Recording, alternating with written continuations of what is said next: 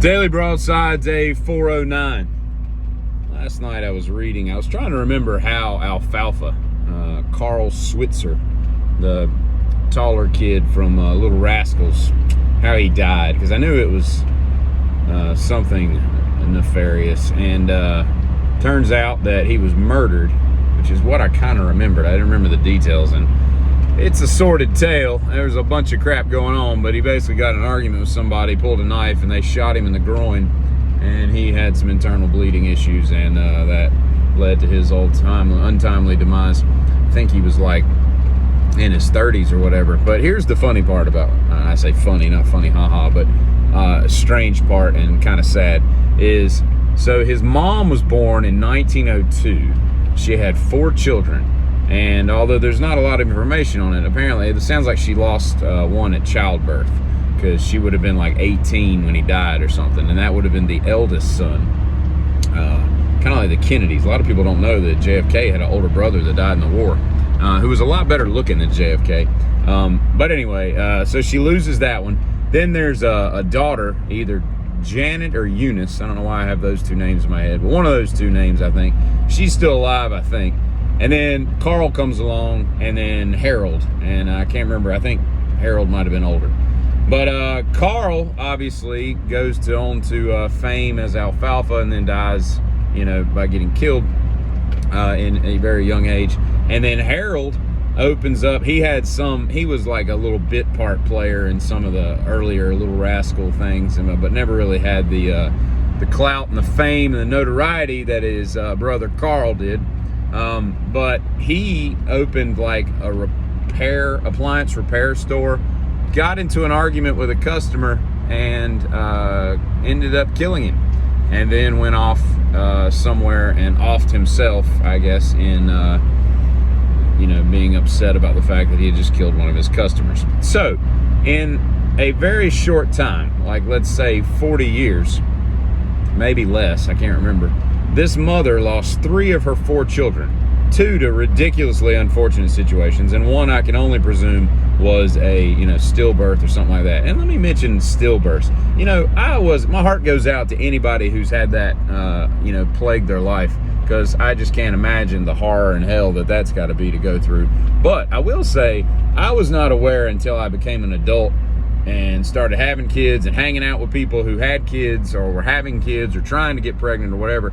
I wasn't aware that in the modern age that was such a prevalent thing. Like, I know a lot of people that have lost children, and obviously 150 years ago it was commonplace when you go to a cemetery and there's a lot of baby headstones and all. But I wasn't aware it was as common as it is.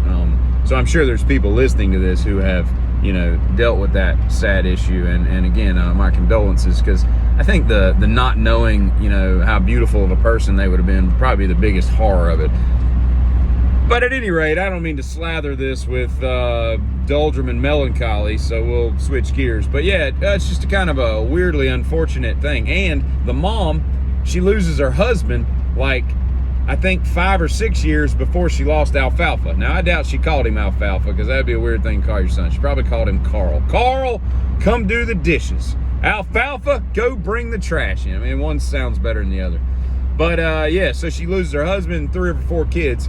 Eunice has got to be like, man, what's up? When am I going to go, or how lucky am I? But the mom lives till like 1997. She's like 95 years old. And probably carried a lot of torment and inner pain and struggle and strife, and I'm running out of synonyms, confliction, whatever, in her mind. So yeah, but anyway, there's that. There is that is for sure. And I was watching a leopard toy with a porcupine, trying to eat a porcupine baby. And the porcupine baby was being protected by what? 2 grown porcupines. I don't understand. Surely there's other things you can eat. I think a porcupine are probably the last. You ever seen a dog that's gotten into a porcupine and his whole face is just covered in quills, and you got to go pick all that crap out, I guess. I don't know how easily I'm sure they have barbs in them. It probably feels good when you rip them out. But yeah, I think you'd learn your lesson very quickly, because this didn't look like a baby leopard. that, hey, let's not eat the balls covered in nails, you know. I mean, you go find something that's a little more palatable and less of a defense mechanism. And I'm getting tired of seeing these honorary degrees bestowed upon these hallowed institutions we call celebrity.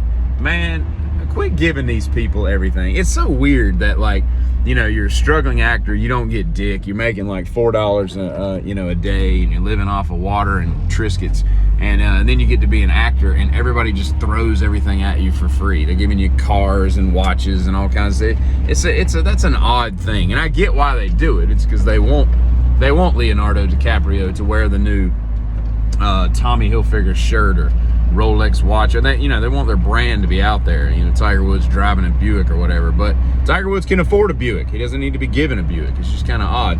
But these degrees have got to stop. I had to pay money and go get a stupid degree, and then I had to go to everything that I've earned, I had to go get. And then these people are just being given honorary doctorates and masters and all this crap. It's annoying. It's annoying. That's all I got today. Carry on, my wayward son. God, I hate Kansas.